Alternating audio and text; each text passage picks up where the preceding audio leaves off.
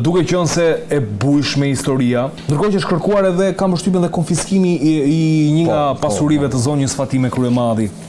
Mendoj që masa e dënimit dhe fajësia e kërkuar nga ana e SPAK-ut është, e vlerësoj që është aplikimi i nenit 59 kodit penal. Pra, personat mos shkojnë në burg, por të dënohen me kur shkojnë të shërbimi i provës. Kështu duhet procedohet dhe në raste tjera. Jo vetëm domethënë burg. Personi merr një dënim për veprimin dhe mosveprimin e kryer nga ana e tij dhe sidomos me nenin 287 për pastrime e produkteve të veprës penale, qëllimi është marrja e pronës, nuk është burgosja e personit. Neve fusin robin burg dhe themi prona mbrapa. Jo. Edhe këtu është procedura nga ana e prokurorisë, është kërkuar dhe konfiskimi i pasurisë, gjithmonë sipas prokurorisë. Kemi thënë që parimi prezumimit të pavarësisë drejtësinë e jep gjykata. Është gjykata ajo që vendos janë të fajshëm ose të pafajshëm dhe ose në rast se janë të fajshëm, si do veprohet me pronat, do konfiskohen apo do i kthehen personit. Dhe mendimi im, aplikimi i nenit 59 kodit penal është diçka, domethënë është aplikuar në raste të tjera, por duhet të aplikohet sepse domethënë kur burgu është rast përjashtimore dhe ka filluar dhe SPAK-u edhe kjo është diçka pozitive. Pa i hyrë vendimit të gjykatës, ata kërkojnë pafajësi në djenin time që kërkojnë pafajësi. Aty më bëri diçka përshtypje, që ishte për të bërë përshtypje. Monika Kryemadhi mbajti një me drejt domethënë që diskutoi për një telefon që ishte gjetur te shtëpia e nënës së saj, tha, telefoni që është gjetur te Fatimi, tha, te nëna, tha. Nuk është i Fatimes, tha. Pse? Është fol me Albana Shtyllën, që është antare e vetingut, që zgjedhet sot është zgjedh gjyqtare. Pra ç'ne Albana Shtylla ka fol me Monika Kryemadhin? Është folur me Ëngjëll Agaçin. Tha Fatimia, tha, nuk është shok me Ëngjëll Agaçin, tha. Ç'lidhje ka Fatimia? Atëherë për këtë telefon, mos ndoshta duhet shkohet në kuvent që të lejoj marrja e këtij, sepse neni 288 kushtet e procedimit, kontrolli personal dhe mjetet kompjuterike dhe gjitha dhënat ka qenë deputete kur është sekuestruar Monika, zonja Kryemadhi. Dhe thotë kjo nuk është e Fatimes, por është e imja. Duhet marrësh autorizim dhe këtu diskutojmë të provat, se dhe të rasti Arubës, nëse ti nuk provon dot faktin dhe ngelesh në kuadrin e shërbimeve informative, atëherë ty tra akuza dhe mënyra e marrjes provës duhet të jetë sipas ligjit, se në moment që nuk respektohet ligji, aty të rezulton dhe kjo na bëri një zbulim tjetër. Na nxori Albana Shtyllën, antare vetingut komunikon me Monika Kryemadhi. Nuk është në thelb, nuk ka një diçka të keqe, por kjo ka pasur një post politik në kuvend. Post politik e theksoj. Dhe është zgjedh të vetingu. Atëherë që këtu ti domethënë është kel një jashtë ligjit për vetingun. Drejtësima që thotë reforma është politike. Është reformë politike dhe qëllimisht Albana Shtylla. Nga kolegjoja sot që ne po diskutojmë që është organi i ri i drejtësisë, ka kaluar është bërë gjyqtare pa veting në kundërshtim plot me ligjin, sepse diskutimi kemi diskutuar dhe më parë çështja në gjykatën kushtetuese që duhet bëhet gjyqtar apo jo. Por këto kanë hequr gjyqtarët e apelit, janë futur vetë. Dhe mirë që po futesh, po pa veting, pa kontroll, duhet verifikojnë kushtet dhe kriteret, çfarë lidhje politike. Madje kolegjoja duhet pyesi dhe Monika Kryemadhin, ta pyesi, ty telefon që ka qenë aty, çfarë bisedash ke bë me Albana Shtyllën? Pra duhet ta seroj këtë punë, se janë thënet e Monika Kryemadhit të bërë para gjykatës dhe janë prove e plotë, por neve na rezulton ani dhe organet e reja të drejtësisë e para emrimin e 5 antarëve të KPA-s e kanë bërë me dyert mbyllura në shkelje flagrante të procedurës, domethënë duke mos bërë veting, janë bazuar te një veting politik dhe në dukjen e na krijohet bindja që shiko, kam përshtypjen ju dhe si shoqat, do të shoqata media dhe drejtësi keni bërë një, le të themi, një ankimim, keni bërë një padi për këtë emërim? Po, ne kemi bërë një ankim në gjykatën administrative të apelit për shkelje procedurave. Dhe shkelje procedurave që ndonë në 3 pika. Çfarë zhvillimi ka nga kjo? Presim datën e gjyqit. Presim datën e gjyqit. Jeni të bindur që jeni, le të themi, i keni padin të qepur mirë fort, të bazuar në ligj? Padia është e qepur e bazuar në ligj, se s'pari dhe gjyqtarët dhe i gjyqtarët që futën sistemin e drejtësisë kalojnë një veting, një kontroll. Kalohet një kontroll. Pra, kalohet një kontroll dhe magjistratët që marrin shkollën e magjistraturës kalojnë vit tret një kontroll, plotësojnë kriteret, kanë çështje penale apo jo, verifikojnë provat. Këtu kolegjoja është bazuar në një vendim politik. të kuvendit. Dhe nga thënet e Monika Kryemadhit me Albana Shtyllën na rezulton që kemi një vetim politik. Pra ato e kanë emru politikisht, paktën ti verifikoj, bëje vetingun formalisht. Dhe më e fundit, vendimet e KLG-s janë të pa arsyetuar dhe kjo është bërë me qëllim se s'kan pas çat të arsyetojnë. Si mund ta arsyetojnë? Kur i ke kalu këta persona në shkelje flagrante të procedurës ligjore, sepse ka një procedurë, janë 3 kriteret, sot me kriteri profesional, pastërtia e figurës dhe pasërtia. Kjo është bërë me qëllim, por më rezultoi, tash edhe një herë, Monika Kryemadhi më nxiti të kjo. Dhe fundit, që po diskutojmë të rikthehemi çështjes, se këto në këtë çështje doli, mendimi im, aplikimi i nenit 59 duhet të jetë edhe në raste të tjera. Pra SPAK-u duhet të aplikojë nenin 59, sepse është diçka ligjore, sepse nuk është bërë kot neni 59, të aplikohet edhe në raste të tjera. Me përjashtim, 59 thot konfiskim për pasuritë apo neni 59 i kodit penal është alternativat e dënimit në burgim. Pra, pezullohet shkoja në burg dhe ti, personi shkon të shërbimi provës dhe ka kontakte për 4 vjet me shërbimin e shkollës. Shkoj një herë në javë, ma kontakte dhe komunikon. Një javë, një muaj varet si e përcakton pastaj. Jo vetëm SPAK-u dhe po e them të fundit fare, dhe me gjithë shqiptarët për një gramashashe për çështje ordinere, për një ndërtim pa leje të rinë në burg, jo, s'duhet të rinë në burg. Ta aplikohet neni 59, edhe se u mushën burgjet plot, janë burgjet plot. Prap u bë amnistia dhe prap plot janë. Pra këtu kemi të bëjmë me një propagandë, mashtrohet. Po për amnisti do flasim tek. E kemi pak më pas. Zhdima, e kam vëmendjen tuaj. Besoj si e vlerësoni pretencën ose kërkesat për dënimin, i cili kryesisht shkoi me shërbime prove për të 3 këta që ishin pjesë e kësaj. Unë do qëndroj ashtu siç kam qëndruar gjithmonë para se të isha pjesë e mbrojtjes së zotit Meta në dosjen e tij, po kisha shansin që isha në seancën paraprake dhe të gjitha dosjet edhe për zonjën Kryemadhi, edhe për Fatimin, edhe për Emën, edhe për të gjithë ishin pjesë e fashikullit edhe për zotin Meta. Ajo çfarë unë kam gjetur ishte pikrisht mashtrimin e provave të cilët ishin mbledhur edhe i qepur nga SPAK-u që tregojnë qartazi që kjo nuk ishte në të vërtet një hetim serioz dhe vetë pretenca e prokurorisë që thot pezullimi i dënimeve të tyre, pra tregon qartazi që nuk ekziston dhe nuk ka prova. Tani dikush mund të më thot, ore ka prova, t'i gjejnë. Në rast se ka. Në rast të bëj një pyetje? Nuk ka. Pyetje ligjore, sepse ju po bëni deklarim që thoni mashtrim me provat, por përpara se të thoni këtë, ose ju e thatë dhe unë po bëj këtë. Po.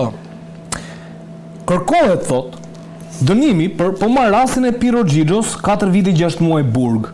Po marr rastin e zonjës Fatime Kryemadhi, 7 vite dhe 6 muaj burg. Tani, kam pranuar gjykim shkurtuar, çfarë do të thotë që vlerësohet që ulet dënimi me 1/3. Po. Dhe për shkak të moshës dhe rrethanave familjare. Nuk ka lidhje kjo gjë fare, nuk ka lidhje nderuar. Po përse kanë çuar në shërbim prove? Sepse nuk kanë pasur prova dhe fakte apo për shkak të moshës dhe rrethanave familjare? Këtë më sqarova. Dosja Meta ka dështuar që në momentin e parë ku arrestuar shton atë formë Ilir Meta. Ju zotëri duhet keni parasysh që funksionarët publik bëjnë deklarimet e tyre në institucion përkatës. Dhe përveç kësajt, ju përsëri duhet të dini që kjo ishte një tendencë e SPAK-ut që të tregoj që shikon ne kemi kapur këta të pak prekshmit, këta të cilët kanë qeverisur popullin dhe kanë vjedhur popullin. Kështu e thënë këta SPAK-ut. Dhe ju po të shikoni mënyrën se si SPAK-u është shprehur, ka amnistuar ose më mirë ka thënë atë që kemi thënë me kohë ne të gjithë. Çfarë? Dosja ishte e qepur gabimisht dhe në fund fare vetë SPAK-u kërkoi që këto të pezullon. Dhe mos harroni një fakt tjetër, që gjykata nuk mund të vi më lehtë se këto, pra kërkesave, mund të vi më rënd se këto kërkesave, sepse gjykata shqyrton gjykon, por të keni parasysh. Gjykata nuk mund vi më rënd se sa këto, mund vi më lehtë po. Jo, më rënd vjen se është gjykata, a do shqyrtoj ajo? Po për një sekond, ta kuptoj pak. Nga kanë kërkuar 4 vite shërbim prokuroria. Gjykata 8 vite? Po, ajo mund të thotë 8 vite, nuk më intereson mua çka kërkon ti 50-dhimin 59-ën. Nuk më intereson. Nuk ka kufizim gjykata. Nuk ka kufizim. Te masat e sigurimit po që s'ka bëjë. Te masa po. Këtu tani i le topi, prokuroria e len topin gjykatës. I thon tani vlla, unë e bëra. Atëre gjykata mund vendosi të dënojë edhe me burg ta trazojë pretensën. Po, ama ka një sekret këtu. Kush është sekret? Prokuroria tani nuk kërkon, nuk ankimon vendimin më të kryemallit dhe këtë me radhë. Çfarë ndodh? Gjykata vendos. Kur ta ankimojnë, do ankimojnë vetëm të pandeurit. Dhe të gjithë të pandeurit, gjykata nuk mund, ajo gjykata e apelit, nuk mund të vendisë dënime më të rënda se këto. Do t'ulet. Pra këtu është loja e gjithë kjo që përpën Spaku. Se kjo është e qepja e Spakut, pra prapë Spaku bën sipas qefit. Pra heq topi nga vetja dhe thot tani ka gjykata. Por gjykata do të kish parasysh te konfiskimi pasurisë së Monikës Kryemadhi, ka një sekret, Fatimes, s'ka rëndësi. Është një konfiskim, është një sekuestrim, që sekuestrimi është bërë nga një pronë e trashëguar. Si të merr një pronë të trashëguar ti dhe e konfiskon me këtë vendim për shkak. Ajo është blerja me kredi kanë përshtypjen, prona e blerë me kredi që të ardhurat nuk justifikonin larjen e kredisë, shkruajnë e kredisë. Po edhe një herë ti nuk e merr dot atë se ajo ka qenë e ardhur e trashëguar, si më dhënë unë tani ty tokën, e kupton? Është ndërtuar sipër, e kupton? Ora ata të Spaku nuk kanë lidhje me kodin e procedurës civile dhe me kodin civil, edhe mënyrën e sipërmarrjes në aspektin e tyre të kuptuarit. Asnjë kontratë notariale nuk din ta perceptojnë aspektin civil. Janë marrë aty kështu e kupton se Kali që është Kali dhe ke këtu përpara dhe vendos diçka te Kali nuk e më mend tani. Po këto llapa dancore. Kështu janë ato. Penale, ça? Ajri, kod penal, burg, ça? Burg. Dhe rasti konkret është që kjo është dështimi, ose më mirë, deklarimi i dështimit të Spakut që të bënte detyrën e vet të mblidhte prova. Në rastin konkret nuk ka prova dhe Meta, për mendimin tim, duhet të dalë nga burgu, sepse pikrisht vetëm këto kërkesat e pezullimi edhe mos të futet në burg ta që shekan bashkëpunëtorët e Ilir Metës, dhe Ilir Meta është në burg, e kupton se qesharak janë më. Dhe Monika Kryemadhi është në detyrim paraqitje, a e kupton që Metën e kanë fund burg për arsye politike. Ore, edhe një buf që Edi Rama thoshte atë tjetrin të Amerikës, e kupton jo, nuk e them. E kupton? Edhe një buf e kupton shumë mirë që gjithë procedimi penal të Ilir Metës ishte thjesht me largu nga politika dhe me ndihmu Edi Rama në zotri 11 maj me kaq burgaxhi që kishte ky popull do kishte dalë në shesh edhe do kishte telendisur në për kutitë e votimit të Edi Ramës dhe do kishte çu partitë të fundit. E kupton çfarë ndihmë i bëri Arben Kraja, Altin Dumani, Edi Ramës. Ky është fakti konkret. Dhe ky fakt administron atë që un kam thënë vazhdimisht do ta them. Ilir Meta është i pafajshëm me ato 70.000 faqe që i kanë gjetë aty. Okej, ju keni pas mundësi të zoni, Vlerësoni ju si avokat. Qepje, thjesht sa për të kënaqur popullin. Ne themi që do të ndodhë gjykata në fund. Kam në fakt të tjera valla, po jo me kështu me qepje kote. Okej, s'dima mirë. Çështja tjetër, ku do ndalemi, lidhet pikërisht me atë se çfarë ndodhi në Parlamentin Evropian. Kemi pas një sër diskutimesh atje edhe nga eurodeputet, për sa i përket, le të themi, ligjit për zonat e mbrojtura në Shqipëri dhe ligjin për investimet strategjike. Marta Kos, komisionerja evropiane, gjatë një konference dje edhe me kryeministrin Rama, tha që duhen bërë disa ndryshime dhe kryesisht lidhen me amendimet cilat janë bërë në vitin 2024 për ligjin për zonat e mbrojtura dhe anullimi për investimet strategjike. Ta dëgjojmë një herë çfarë ka thënë zonja Kos dhe rikthehemi për diskutim. Ne nuk e shohim rrugtimin e Shqipërisë dhe Bashkimin Evropian në rrezik të provash e sotme që kemi mbyllur 3 kapituj. Lidhur me projektin specifik, mbrojtja mjedisore është pjesë e kritereve të antarësimit në BE, kritere shumë të rëndësishme. Dhe aktualisht ka një sër ligjesh që duhen ndryshuar për të përmbushur këtë kriter. Po edhe përpara se sa të nisnin këto protesta, kishim rënë dakord me Shqipërinë që gjatë këtij viti do të shfuqizoheshin amendamentet e vitit 2024 të ligjit për zonat e mbrojtura, gjithashtu shfuqizohej ligji për investime strategjike dhe këto ndryshime do duheshin bërë për të mbyllur negociatat për kapitullin 27 që ka të bëjë me mjedisin e ndryshimin e klimës dhe do t'i inkurajoja autoritetet, siç dëgjuam që do ta bëjnë këtë gjë sa më shpejt të jetë e mundur. Ky është deklarimi I zonjës Kos, por në anën tjetër në fjalimin e tij, gjatë kësaj konference, kryeministri Edi Rama tha që ligji për investimet strategjike e ka përfunduar ciklin e tij si ligj në vetvete pas investimet që duheshin janë bërë, pra ka mbaruar kjo histori, ndërsa për sa I përket zonave të mbrojtura, tha që është një nga ligjet më të mira që ka Shqipëria dhe se nuk duhet të ketë ndryshime. Mirë po zonja Kos, duke sikur këto ndryshime I kërkon si pjesë integrale e procesit të rrugëtimit drejt Bashkimit Evropian të vendit tonë, Zhlima. Si e mendon? E arriti qëllimin protesta në vetvete, dha sinjale pozitive le themi tek evropianët për kuptuar çfarë ka ndodhur në Shqipëri, ose nëse nuk ka ndodhur gjë? Zoti Karanxa është. Sa Zhlima thash? Kërkojmë dijes Zhlima. Më korrigjoni në moment, mos më lini kaq vonë se dhe nuk I kuptojmë dot. Nuk ka asnjë problem se ne të dy avokat jemi, domethënë zese, po këtu kemi disa çështje që I kemi kundër, që kemi mendime të kundërta. Këtu e rregullojmë, po mos I ngatrojmë emrin atyre. Ideja është e tillë që evropianët thonë ky ligj duhet ndryshimit thotë. Pra të ndryshojmë ndryshimin. Pra të ndryshojmë ndryshimin e bërë në vitin 2024. Për hir të vërtetës, ndryshimi I vitit 2024 ka pasur ato oponencat që ne kemi bërë, nuk është bërë nga profesionistët, pra nga pikpamja legjislative, ai është në rregull, sepse projekt ligjet propozohen nga një grup deputetësh, kalojnë në parlamentin e por këto janë ligje specifike që kërkon njohuri të fushës së mjedisit. Dhe asnjë ekspert, pra u bë gjithaj ligj, e bori Ministria e Mjedisit, bashkëpunim me Ministrinë e Bujqësisë, me shumë ministri tjerë. Grup deputetësh aty është. Një grup deputetësh që e njohin mirë kulturën, akvakulturën, njohin mirë detin, njohin mirë pemët, mjedisën dhe tha shiko duhet bërë shumë. Për mendimin tim, ndryshimi të ligjit duhet bërë transparent. E kërkojnë evropianët, ne s'kemi që për kapitulli numër 27 nuk kalo, pra ne kemi mirë keq protestat, të më thënë, do një pjesë, nuk I bëhet qefi, po protestat e dhanë ato efekt në vetë. Duhet parë ligji I mjedisit. Ligji I mjedisit duhet të parë, duhet verifikohet ndikimi në mjedis, si mund të hyet në një zonë të mbrojtur në kundërshtim me rregullat ndërkombëtare, sepse rregullat për një zonë mbrojtur nuk është se kemi shpik ne.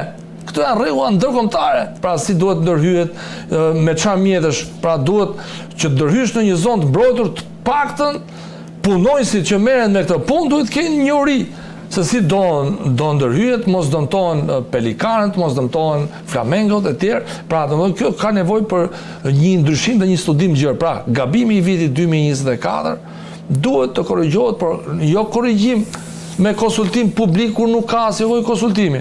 Duhet jemi transparent, për mendimin tim të bëhen televizive debatet për ligjin, si do ndërhyet, çfarë ndërtimesh do bëhen dhe shkelja e ligjit ketë tamam ndërtim pa leje.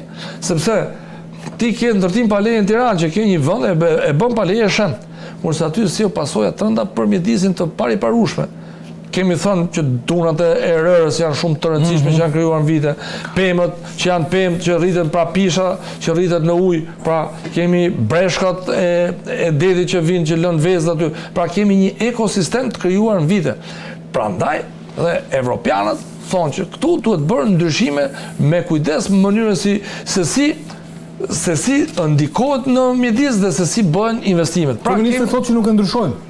Është deklarimi I tij në Parlamentin Evropian. Tani, ne flasim zyrtarisht. Shqipëria thotë nuk e ndryshoj, ndërkombëtarët, evropianët thonë duhet të ndryshojë. Tani, kush do dali më I fortë?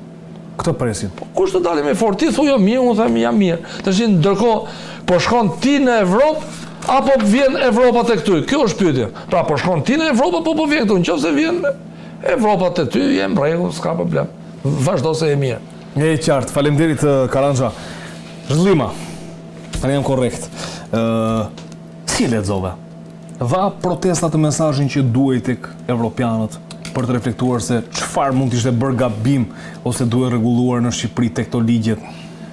Kolegu im Nardi Karaj mos gabë. Po, tha që vllai komisioneres është më duket në një kontratë me Drago Costa. Okay. Drago Costa, ndjes. Pra, çfarë është kjo? Është vllai i Kamshërimit Marta Kos. E që ku ka bërë kontratë me kë? Nuk e di, Nardi ka bërë një shpjegim tani, por nuk jam i qartë për të Leonard Karaj. Po, edhe duhet ta marrim si referencë, mos ta harrojmë këtë si rast. Nga ana tjetër ne shkojmë dhe themi sa komisionerë në Republikën e Shqipërisë kanë ardhur dhe kanë thënë që jemi shumë përpara, kemi avancuar, reforma kemi bërë, po duhet bëjmë luftë me korrupsionin dhe shumë faktorë të tjerë. Pra, ju duhet kuptoni që këto kapituj nuk janë se janë mbyllur në mënyrë përfundimtare,